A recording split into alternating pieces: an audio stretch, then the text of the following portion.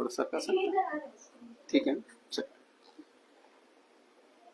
तो उजिया राजा का राज्य, उजिया राजा के कार्य और उजिया राजा का गमन, इसे हम 3 भाग में देखेंगे। तो आइए हम देखते हैं।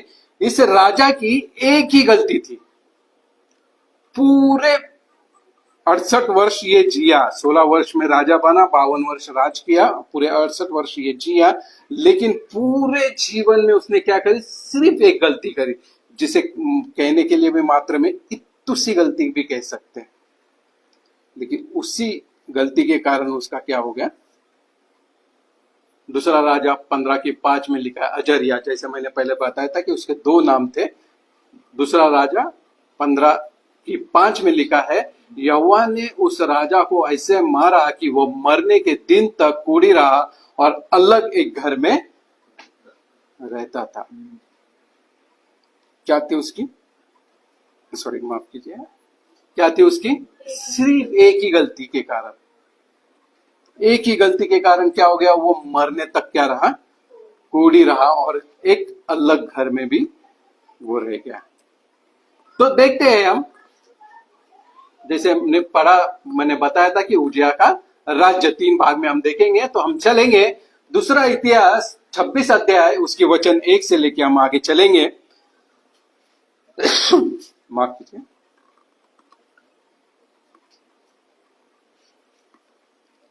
दूसरा इतिहास 26 अध्याय वचन 1 से हम आगे लेके चलेंगे। इसमें इस प्रकार लिखा है, तब सब यहूदी प्रजा ने उजिया को लेकर, जो 16 वर्ष का था, उसके पिता अमस्या के स्थान पर क्या कर दिया, राजा बना दिया।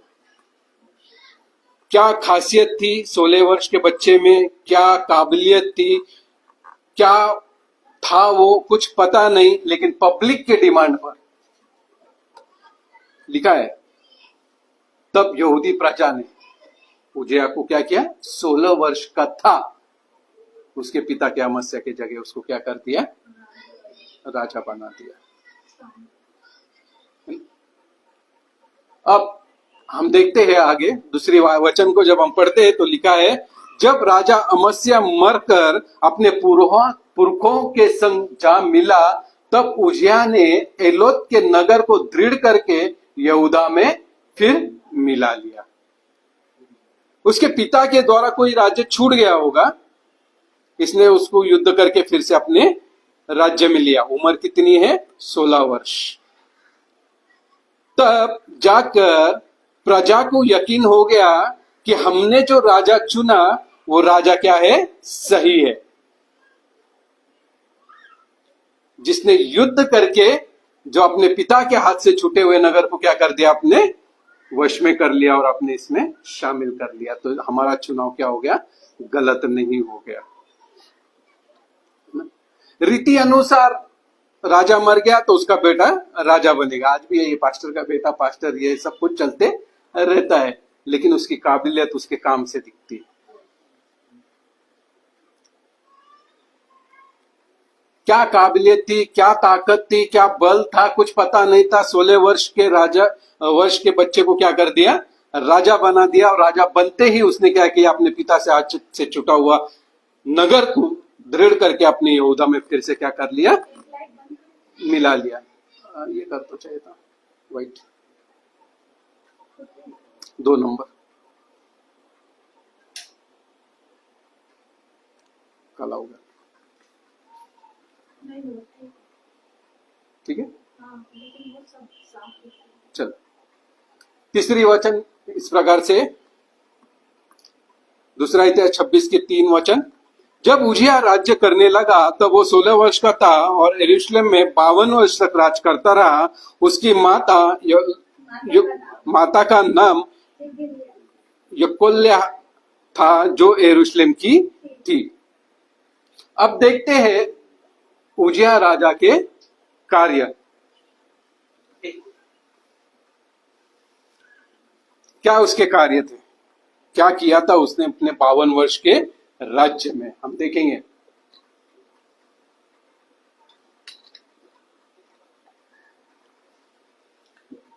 तब उसने जाकर फिलिस्तियों से युद्ध किया और गात, यबने और आशोद की शहर पनाहे गिरा दी और आशोद के आसपास के फिलिस्तियों के बीच में नगर बसाए। गमशेर ने फिलिस्तियों और गुरलातवासी अरबियों और मुनियों के विरुद्ध उसकी क्या कर दी, सहायता की। कितने वर्ष का ये बच्चा? 16 वर्ष का। क्या कर लिया उसने? फिलिस्तियों से युद्ध किया। आज तक फिलिस्तियों से इजरायलियों का युद्ध चल रहा है।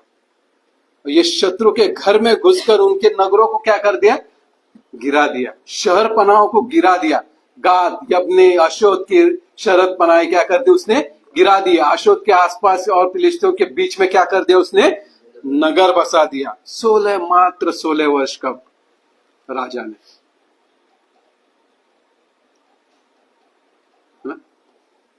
8वीं आयत, बमोनी,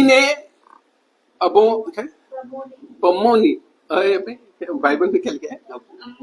हामोनी। अच्छा, वो कभी कभी लैंग्वेज का प्रॉब्लम आ जाता है, लेता नहीं है। अमोनिये, हाँ, उजिया को भेंट देने लगे, वरन उसकी कीर्ति मिस्र की सीमा तक फैल गई, क्योंकि वो अत्यंत सामर्थी हो गया।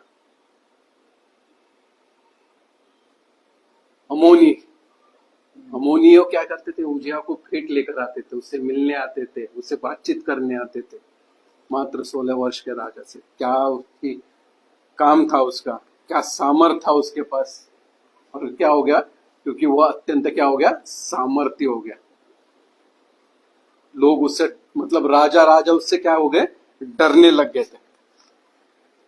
9वीं आयत, फिर उजिया ने यरूशलेम में कोने के फाटक और तराई के फाटक और शरपनाह के मोड़ पर गुम्मट बनवाकर दृढ़ किए। उसके बहुत जानवर थे, इसलिए उसने जंगल में और नीचे के देश और चौरस देश में गुम्मट बनवाए और बहुत से हौद यानी पानी के कुएं बनाए, और पहाड़ों पर और कमरेल और उसके किसान और दाख की बारियों के माली थे, क्योंकि वह खेती किसानी करवाता था। क्या क्या बड़ा किया उसने? उजिया ने यरूशलेम के कोने के फाटक और तराई के फाटक और शहरपनाह के मोड़ पर क्या कर दिए? गुम्मट बनाकर दृढ़ कर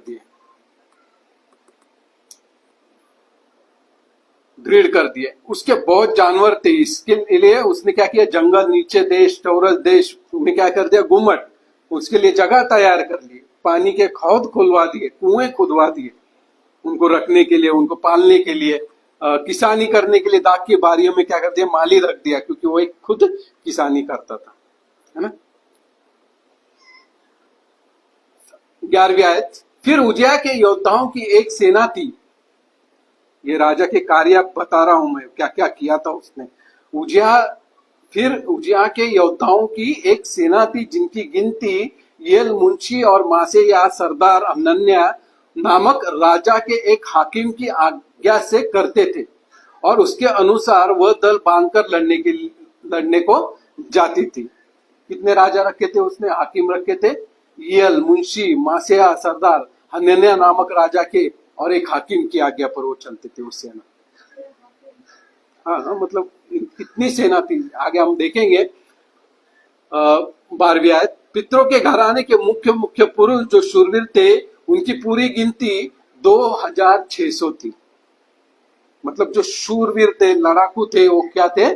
2600। और 13वीं वचन इस प्रकार कहते हैं कि उनके अधिकार में 3,7,500 की एक बड़ी सेना थी। आज की जनसंख्या 800 करोड़। अगर यही 16वीं या 18वीं सदी में भारत की जनसंख्या अगर देखी जाए तो 1 करोड़ मात्र थी 18वीं सदी में। सोचो 740 बीसी में जनसंख्या कितनी होगी? 5 लाख, एक अंदाजा ले ले तो 3.5 लाख तो सेना ही थी।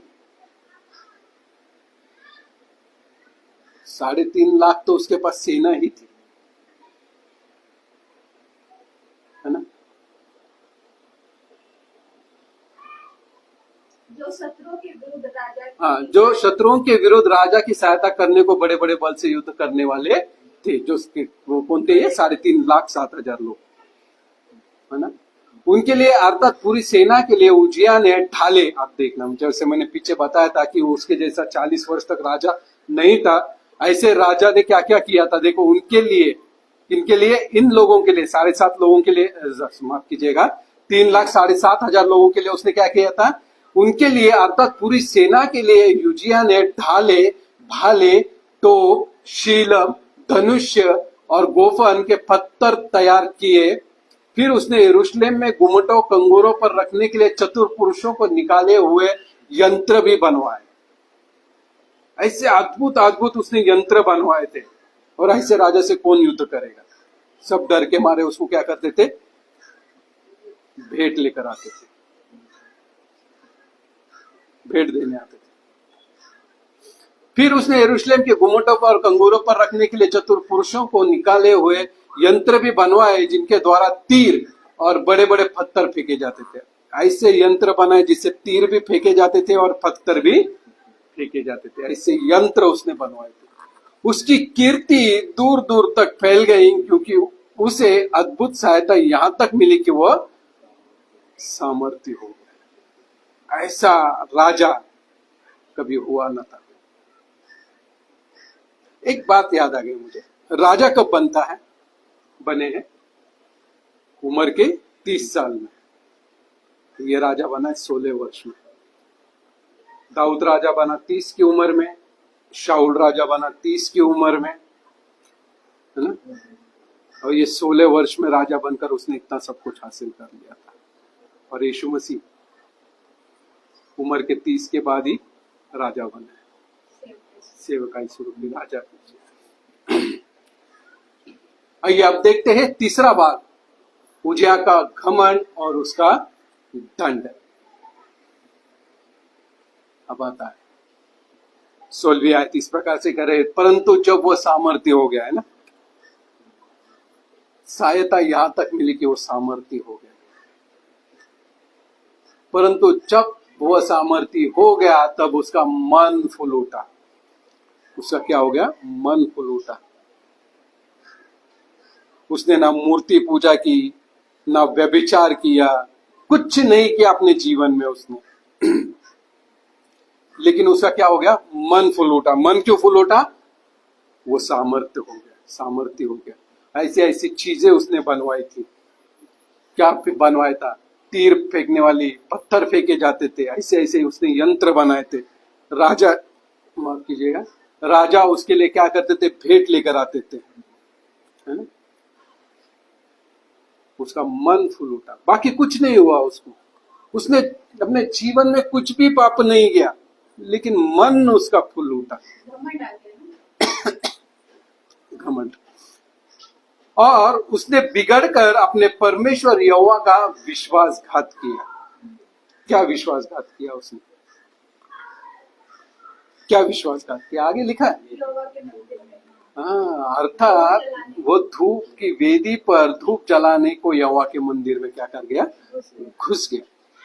इतनी सी गलती बोल सकती, इतनी सी गलती। धूप लेकर क्या कर दिया? मंदिर के अंदर घुस गया।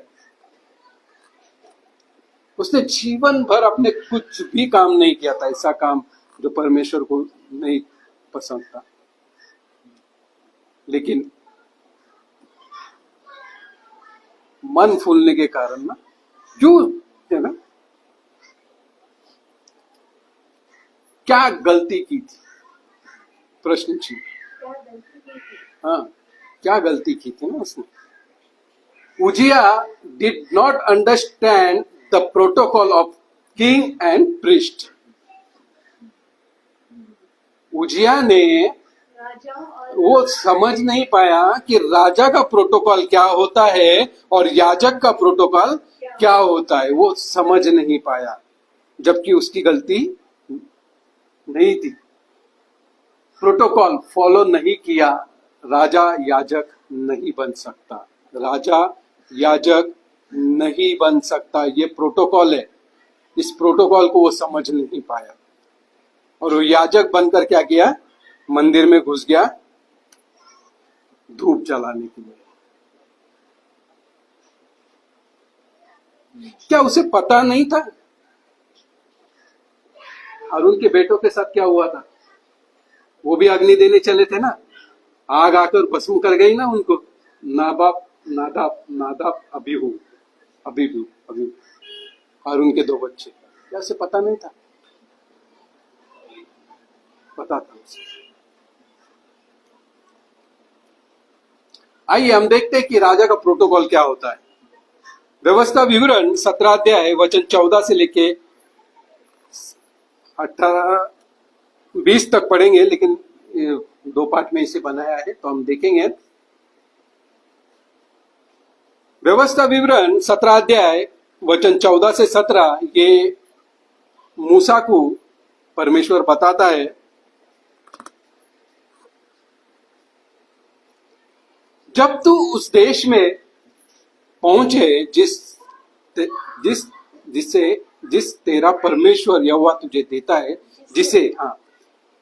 जब तू उस देश में पहुंचे जिसे तेरा परमेश्वर यहोवा तुझे देता है और उसका अधिकारी हो और उनमें बसकर कहने लगे कि चारों ओर की सब जातियों की नाई मैं भी अपने ऊपर एक राजा ठहराऊंगा।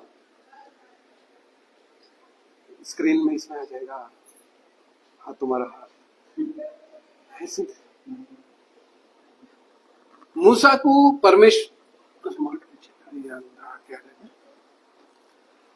परमेश्वर कहता है कि जिस देश में तुझे पहुंचाऊंगा उस देश में जो यहोवा तुझे देता है उसका अधिकारी हो और बसकर तू वहां पर क्या कर, अपने ऊपर क्या करे, एक राजा को ठहरा। किसको कह रहा है? मूसा को कहता है ना, जिसको परमेश्वर देगा। 15वीं आयत इस प्रकार कहती है, तब जिसको तेरा परमेश्वर यहोवा चुन ले अवश्य है उसी को राजा ठहराना। यानी राजा कोई ऐरा गहरा नहीं चुना जाता था, जिसे परमेश्वर चुनेगा उसी को राजा बनाना। यह राजा का प्रोटोकॉल था। और अपने भाइयों ही में से किसी को अपने ऊपर राजा ठहराना, यानी इजराइलियों में से ही किसी को अपना राजा ठहराना। किसी परदेशी को जो तेरा भाई न हो तो अपने ऊपर अधिकारी नहीं ठहराना। मतलब अन्य जातियों में से तो किसी को लाकर राजा नहीं बनाना, है ना। 16वीं आयत इस प्रकार कहती, और वो बहुत घोड़े न रखे। ये राजा का प्रोटोकॉल आया।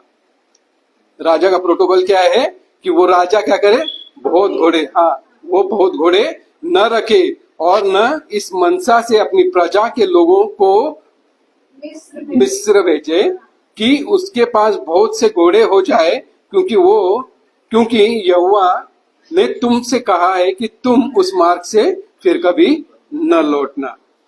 मतलब ज्यादा घोड़े हो जाएंगे तो तू घमंड से भर जाएगा। तू अगर मिस्र अन्य जातियों के पास जाएगा तो तू वहां से लौट नहीं पाएगा। 17वीं आयत इस प्रकार कहती है, और वो बहुत स्त्रियां भी न रखे, है ना। हाँ, सुलेमान उसका बेटा। ऐसा ना हो कि उसका मन यहोवा की ओर से पलट जाए और न वो अपना सोना रूपा बहुत बढ़ाए। ये राजा का प्रोटोकॉल। बहुत से घोड़े ना रखे, बहुत सी स्त्रियों को ना रखे और सोना रूपा जमा ना करे, है ना। ये राजा का प्रोटोकॉल था। और जब वो राजगद्दी पर विराजमान हो तब इसी व्यवस्था की पुस्तक जो लेवी याजकों के पास रहेगी उसकी एक नकल अपने लिए कर ले। ये राजा का प्रोटोकॉल था। ये व्यवस्था की पुस्तक जो मूसा के द्वारा लिखी गई थी, परमेश्वर के द्वारा बताए जाने के बाद में, इसकी एक कॉपी उसको खुद लिखना है और अपने पास रखना है और उसे पढ़ना भी है कि क्या क्या व्यवस्था परमेश्वर ने रखी है, और वह उसे अपने पास रखे, अपने जीवन भर उसको पढ़ा करे, जिससे वह अपने परमेश्वर यहोवा का भय मानना और इस व्यवस्था और इन विधियों की सारी बातों के मानने में चौकसी करना सीखे। यह राजा का प्रोटोकॉल है। तो क्या उसे पता नहीं था धूप जलाने का काम मेरा नहीं है, उसका है? याजक याजक का है, वही ये मेरा प्रोटोकॉल नहीं है।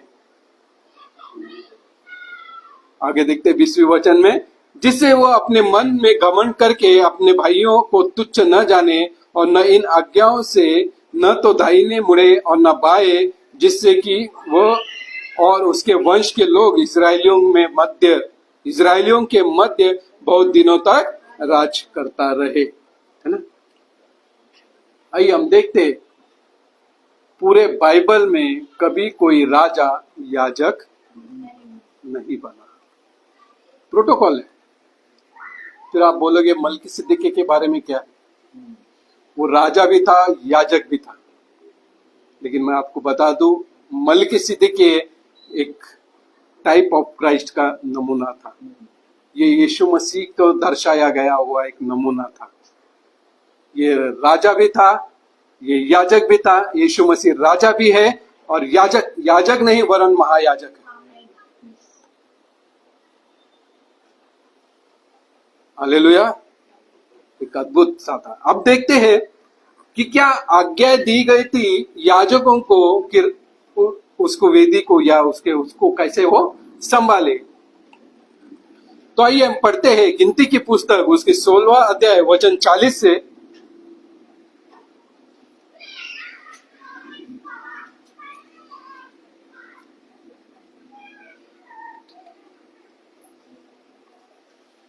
क्या आज्ञाएं दी गई थी याजकों को? हमने राजा का प्रोटोकॉल देखा, अब याजकों के लिए देखेंगे। तो क्या लिखा है गिनती की पुस्तक 16वां अध्याय वचन 40 इस प्रकार कहती है कि इजरायलियों को इस बात का स्मरण रहे कि कोई दूसरा जो हारून के वंश का न हो यहोवा के सामने धूप चढ़ाने को समीप न जाए। कि इजरायलियों को इस बात का स्मरण रहे कि कोई दूसरा जो हारून के वंश का न हो यहोवा के सामने धूप चढ़ाने के को समीप न जाए। ऐसा न हो कि वह भी कोरह के और उसकी मंडली के समान नष्ट हो जाए, जैसे यहोवा ने मूसा के द्वारा उसको आज्ञा दी थी। हारून का वंश का नहीं है तो धूप जलाने नहीं जाएगा। सीधा प्रोटोकॉल दे दिया था याजकों को। अब आगे देखते हैं गिनती 18 अध्याय उसके वचन 7 पर क्या कहता है। कहता है, पर वेदी की और उस बीच वाले पर्दे की भीतर की बातों की सेवकाई के लिए तू और तेरे पुत्र अपने याजक पद की क्या करना? नहीं, वो ये होगा याजक पद है। हाँ बोल रहे हैं, यहाँ याजक पद है, राजक हो गया वहां पे, यह आना था, र आ गया वहां पे। तो कहता है वचन, पर वेदी की और बीच वाले पर्दे के भीतर की बातों की सेवकाई के लिए तू और तेरे पुत्र और अपने याजक पद की क्या करना? रक्षा करना, और तुम ही सेवा किया करना। स्पष्टता से आदेश दिया गया परमेश्वर को याजकों के लिए। एक तो पहले जब कोई अंदर जाए तो तू उसकी रक्षा कर, बचा उन लोगों को, नहीं तो उसकी सेवा क्या, और तू खुद ही उसकी सेवा किया कर। मैं तुम्हें याजक पद की सेवकाई दान करता हूं। अगर परमेश्वर दान करे तो उसे कोई नहीं छीन सकता। आज बहुत सारे लोग बोलते हैं मुझे ये दान है, मुझे वो दान है, मैं ये करता हूं, मैं वो करता हूं। परमेश्वर की ओर से नहीं है तो शैतान की ओर से। मैं तुम्हें याजक पद की सेवकाई दान करता हूं, और जो तेरे कुल का न हो यदि वो समीप आए तो मार डालना जाए। कहां समीप जाएगा? पर्दे के भीतर चला जाएगा, वेदी के सम्मुख चला जाएगा।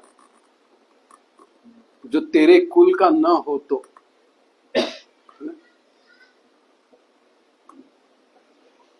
हम फिर से चलेंगे अपनी दूसरा इतिहास 26 अध्याय उसकी 17 है वचन की तरफ हम देखते हैं।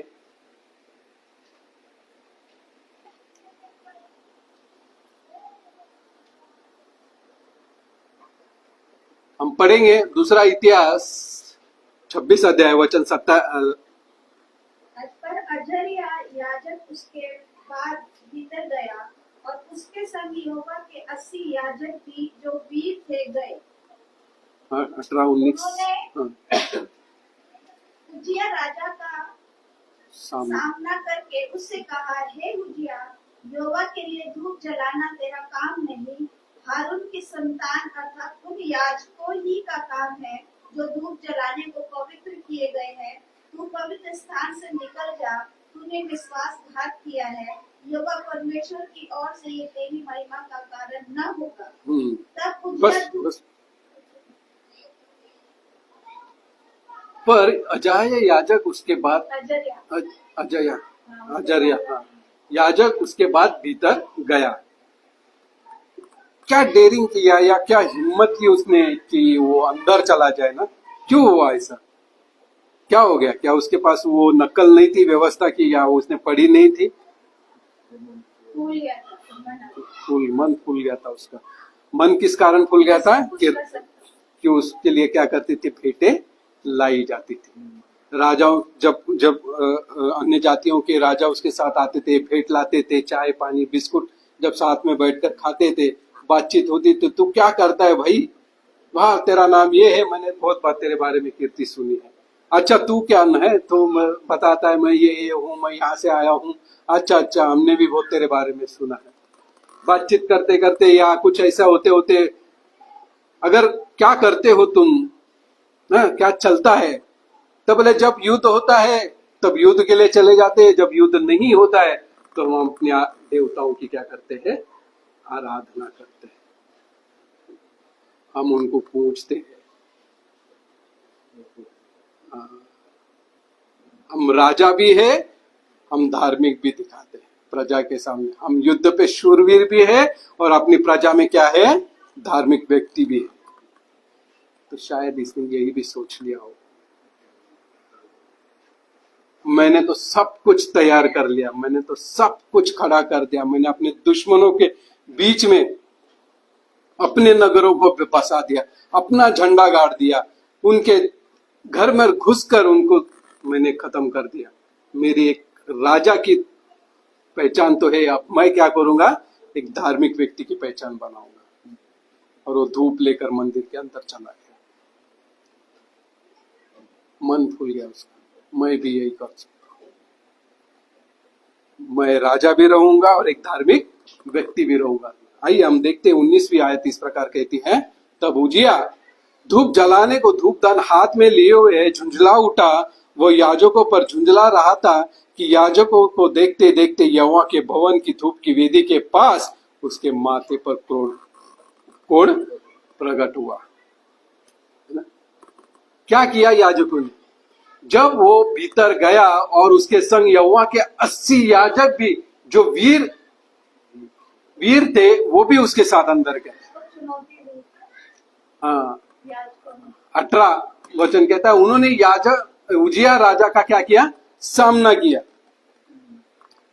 राजा है, शक्तिशाली है, सामर्थ्य है,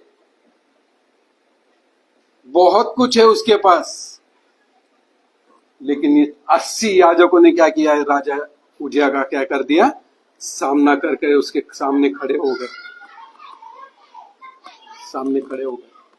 और उन्होंने उज्जियाह राजा का सामना करके उससे कहा, हे उज्जियाह, यहोवा के लिए धूप जलाना तेरा काम नहीं, हारून की संतान अर्थात उन याजकों का ही काम है जो धूप जलाने के लिए क्या किए गए हैं? पवित्र किए गए हैं। ये तेरा काम नहीं है। आगे को कहता है, तू पवित्र स्थान से निकल जा, गेट आउट। क्या टोन कैसा रहा होगा याजकों का? राजा महाधिराज, ये काम आपका नहीं है, निकल जाओ यहां से ना, क्योंकि उनको स्पष्टता से आदेश था परमेश्वर की ओर से रक्षा करना। तो उनका टोन जो निकल जा जो था वो पड़ा है, निकल जा, ये वाला टोन, गेट आउट। चाहे तो कितना भी सामर्थ्य क्यों ना हो, चाहे तो कितना भी बड़ा राजा क्यों ना हो, है ना? गलत। तूने विश्वासघात किया है यहोवा परमेश्वर की ओर से, यह तेरी महिमा का कारण न होगा। और फिर क्या हो गया, राजा उजिया धूप की दानी लेकर थलथलाता झुंझुला उठा। तब उजिया धूप जलाने की धूपदान हाथ में लिए हुए झुंझुला उठा। वो याजकों पर झुंझुला ही रहा था। क्या वो याजकों पर झुंझुला रहा था कि याजकों ने देखते देखते यहोवा के भवन की धूप की वेदी के पास ही उसके माथे पर कोढ़ प्रकट हो गया। आइए देखते आगे। अजरिया महायाजक और सब याजकों ने उस पर दृष्टि की और क्या देखा कि उसके माथे पर कोढ़ निकला। तब उन्होंने उसको वहां से छटपट निकाल दिया, वरन यह जानकर कि यहोवा ने मुझे कोढ़ी कर दिया, उसने आप ही बाहर जाने को उतावली की। अरे भागो यहां से अब, क्योंकि हारून के बच्चे के साथ क्या हुआ है पता है। अब परमेश्वर नहीं छोड़ेगा। वो राजा खुद जाना है, जब मुझे कोढ़ निकल रहा है तो वो खुद ही बाहर नहीं भाग निकल गया। क्या ये नहीं जानता था कि परमेश्वर के खिलाफ जाने से कोढ़, हाँ, परमेश्वर के खिलाफ जाने से नहीं, मेरा बोलने का मतलब था क्या बाइबल में कोढ़ और किसी को नहीं हुआ था, है ना, परमेश्वर के खिलाफ जाने से। मूसा की बहन मरियम, गेहजी, नहीं जानता था, जानता था। या दूसरा इतिहास है, गेहजी का हम पढ़ते हैं दूसरा राजा, माफ कीजिएगा, राजा में, है ना, राजा की पुस्तक। हाँ, ये हम इतिहास में पढ़ रहे हैं, दूसरा राजा में हम गेहजी के बारे में पढ़ते और गिनती की पुस्तक में हम मूसा की बहन के बारे में पढ़ते। तो ये सब कुछ जानता था, इसलिए फटाफट बाहर निकल गया। अब देखो इसके साथ क्या क्या होगा। उजिया राजा मरने के दिन तक क्या रहा, कोढ़ी रहा, और कोढ़ के कारण अलग घर में रहता था, यानी राजभवन से निकाला गया, ब्रैकेट में लिखा है।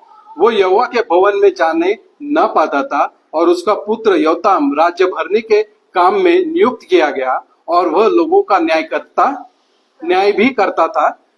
आदि से अंत तक उजिया के और कामों का वर्णन तो आमोस के पुत्र यशाया नबी ने लिखा है।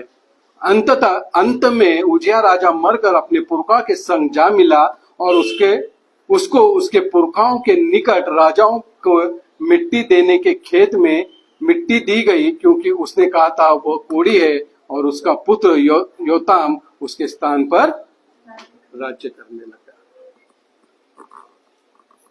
उजिया राजा मरने तक कोढ़ी रहा। कोढ़ के कारण अलग घर में राजभवन भी चला गया। उसके बाद यहोवा के भवन भी नहीं जा पाता था। उसके बाद हाँ, उसका पुत्र राज्य के कारभार संभालने के लिए क्या कर दिया, उसका राज्य भी चला गया। फिर इसके 22वीं वचन कहती है कि आदि से अंत तक उजिया के कामों का वर्णन तो आमोस के पुत्र यशाया नबी ने भी लिखे हैं। अंत में उजिया मरकर अपने पुरखाओं के संग जा मिला, उसको अपने पुरखाओं के साथ भी मिट्टी नहीं मिली। क्या लिखा है, निकट, उसके निकट, क्योंकि वो कोढ़ी है। उसके कारण उसके पुरखाओं के संग, मतलब अपने बाप के संग भी उसको मिट्टी नहीं दी गई, उसके बाजू में उसको मिट्टी दी गई। बोल सकते नहीं, तुसी गलती, धूप की दानी हाथ में लेकर मंदिर के अंदर प्रवेश करना, मैं आज धूप जलाऊंगा, इतनी सी गलती। सोचो हम कितनी गलती करते हैं, हम कितनी गलतियां करते हैं।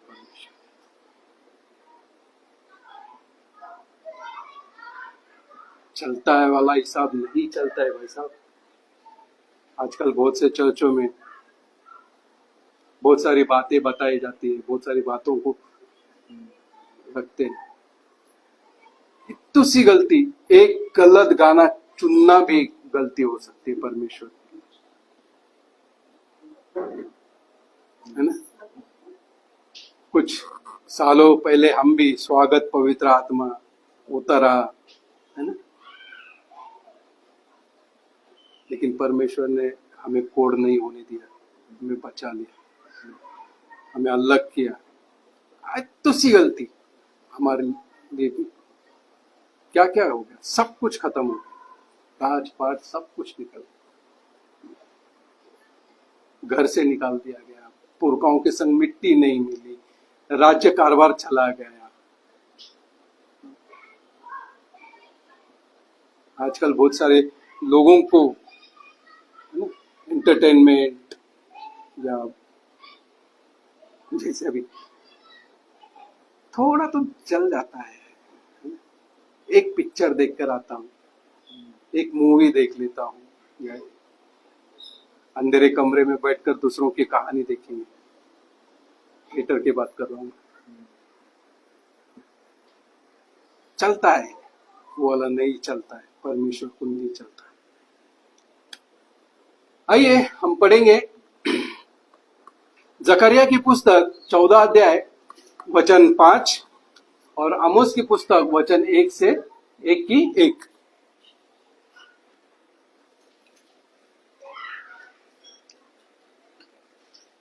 देखिए यहाँ पे खत्म नहीं हुआ है, ये जो है ना उजिया राजा का, यहाँ खत्म नहीं हुआ है। हम यहाँ पर भी पढ़ेंगे कि उधर क्या क्या हुआ था उजिया के राजा के राज्य में।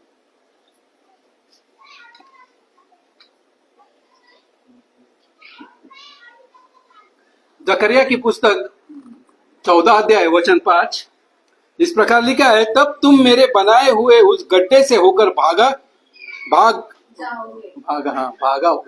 जाओगे, क्योंकि वह गड्ढा आसिल तक पहुंचेगा, वरन तुम ऐसे भागोगे जैसे उस भूडोल के डर से भागे थे जो यहूदा के राजा उजिया के दिनों में हुआ था।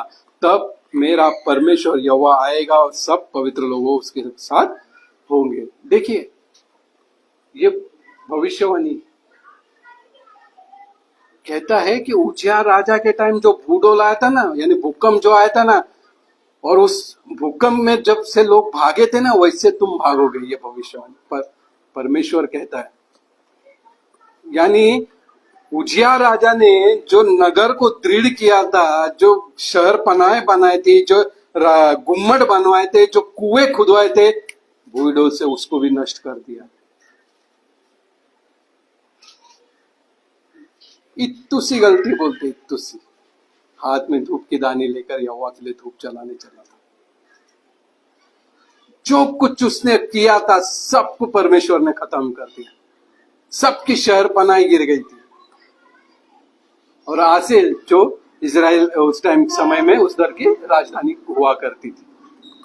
आमोस 1 की 1 इस प्रकार कहती है, आमोस तकोई जो भेड़ बकरियों के चराने वालों में से था, उसके ये वचन है जो उसने यहूदा के राजा माफ कीजिए, यहूदा के राजा उजिया के और योशा के पुत्र इस्राएल के राजा योराबाम के दिनों में भूडोल से 2 वर्ष पहले लिखे थे। हाँ, दर्शन देखकर करें। यानी ये बात स्पष्ट कहती है कि उजिया राजा ने जो कुछ खड़ा किया था, परमेश्वर ने भूडोल कम से उसको खत्म कर दिया। अब हम पढ़ेंगे यशाया की पुस्तक, यशाया ने उजिया के बारे में क्या देखता है और क्या कहता है। आइए हम पुस्तक निकालेंगे। मैंने ज्यादा वचन नहीं लिया, लेकिन इसकी एक वचन को मैंने यहाँ पे आगे नहीं लिया, 2 तक ही लिया, लेकिन मुझे आगे तक जाना है, तो इसलिए आप कृपया अपनी पुस्तक बाइबल खोले, 6ठा अध्याय निकाले। यशाया की पुस्तक 6ठा अध्याय वचन 1। जिस वर्ष उजिया राजा मरा, मैंने प्रभु को बहुत ही ऊंचे सिंहासन पर विराजमान देखा, और उसके वर्ष के घेर से मंदिर भर गया। उससे ऊंचे पर साराप दिखाई दिए, उनके 6 पंख थे, 2 पंखों से वे अपने मुंह को ढांपे थे, और 2 से अपने पांव को, और 2 से उड़ रहे थे। वे एक दूसरे से पुकार कर कह रहे थे, सेनाओं का यहोवा पवित्र पवित्र है, सारी पृथ्वी उसके तेज से भरपूर है। बस क्या कहता है यशाया? जिस वर्ष उजिया राजा मरा, मैंने प्रभु को बहुत ही ऊंचे सिंहासन पर विराजमान देखा। क्यों दिखाया यशायाह को? यशायाह को परमेश्वर ने क्यों दिखाया कि मैं ही राजा हूं, दूसरा और कोई राजा नहीं है। ये जो पृथ्वी भर के मनुष्य उजिया राजा को जो उसके सामर्थ्य से जानते हैं, है ना, वो नहीं, वरन मैं हूं।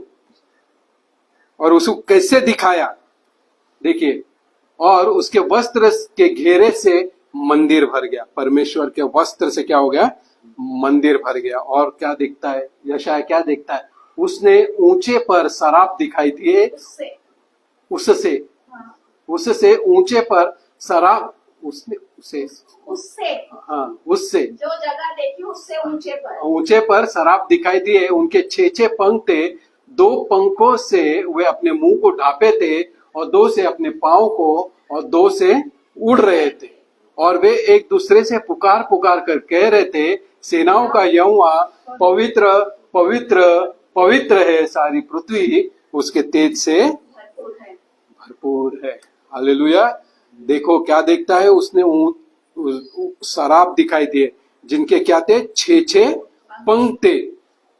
6 पंख, उसमें से 2 से उन्होंने क्या किया? अपने पैर को ढांपे थे, और 2 से अपने मुंह को ढांपे थे। किस लिए ढांपे थे? इसलिए कि यशायाह कंफ्यूज ना हो या गड़बड़ ना जाए कि वो किसे देख रहा है।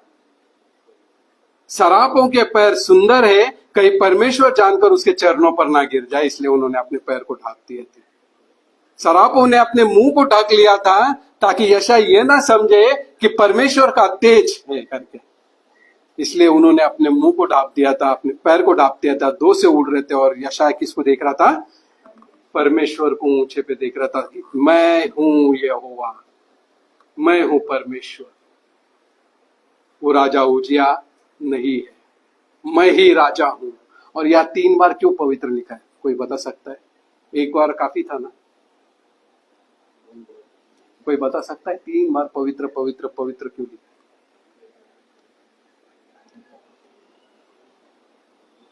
पिता परमेश्वर पवित्र, पुत्र परमेश्वर पवित्र, पवित्र आत्मा पवित्र, इसलिए तीनों को कहता है पवित्र।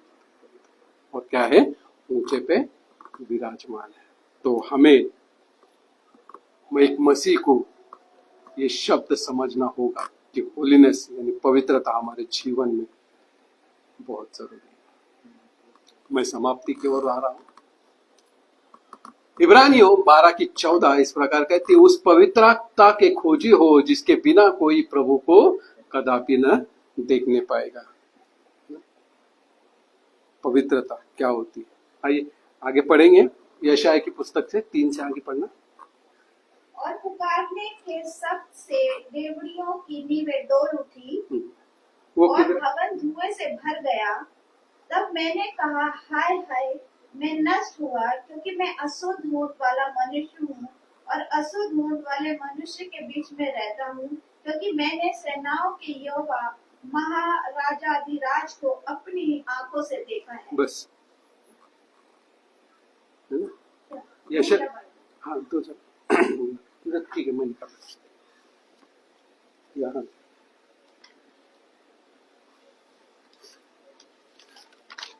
यशायाह 6 अध्याय वचन 3-4।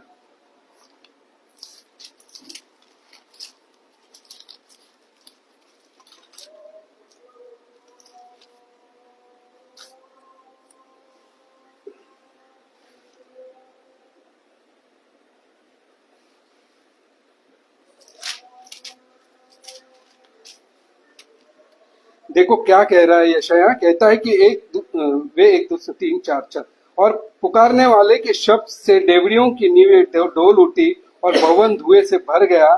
तब मैंने कहा, हाय हाय, मैं नष्ट हुआ, क्योंकि मैं अशुद्ध होठ वाला मनुष्य और अशुद्ध होठ वाले मनुष्य के बीच में रहता हूँ, क्योंकि मैंने सेनाओं के यहोवा महाधिराज को अपनी आंखों से देखा है ना। अशुद्ध होठ वाला मनुष्य खुद को कहता है, और अशुद्ध होठ वालों के मनुष्य के बीच में रहने वाला कहता है ना। हमारा भी यही पवित्रता पवित्रता परमेश्वर को कदापि ना दिखने पाएगा।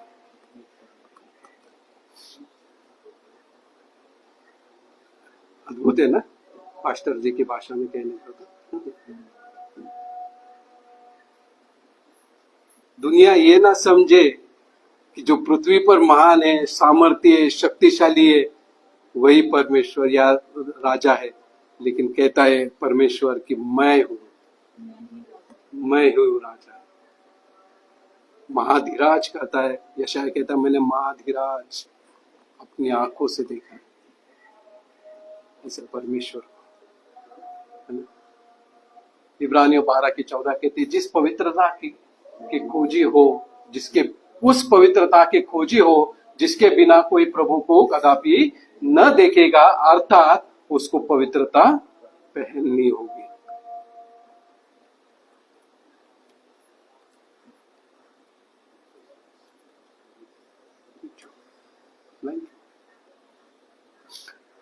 इफिसियों की पुस्तक 4:24 इस प्रकार कहती है, नए मनुष्य तत्वों को पहन लो जो परमेश्वर के अनुसार सत्य की धार्मिकता और पवित्रता में सिरजा गया।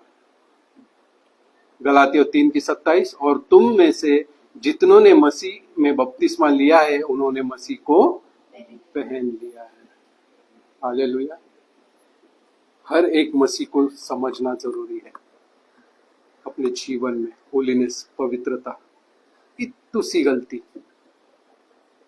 थोड़ा चलता है, मुन्नी बदनाम शीला की जवानी नहीं चलता है।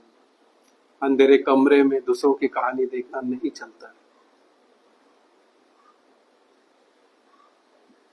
इतनी सी गलती के कारण उजिया राजा क्या हो गया?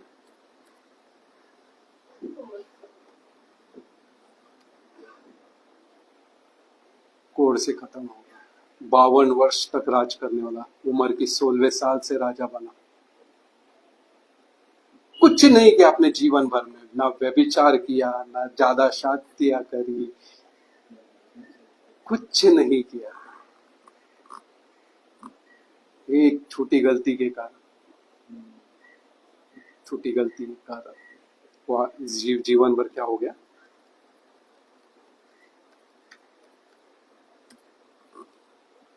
जीवन भर कोड़ी बना रहा। आइए परमेश्वर का धन्यवाद करेंगे, आप स्थानों पर खड़े हो जाएंगे।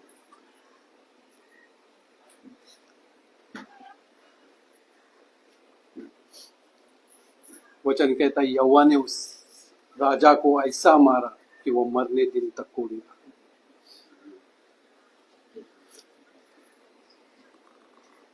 हे सर्वशक्तिमान जीवित खुदावन पिता परमेश्वर, धन्यवाद और जय जयकार करते प्रभु। धन्यवाद करते पिता, सुंदर से वचन के द्वारा तूने हमारी अगुवाई करी, हमारी समझ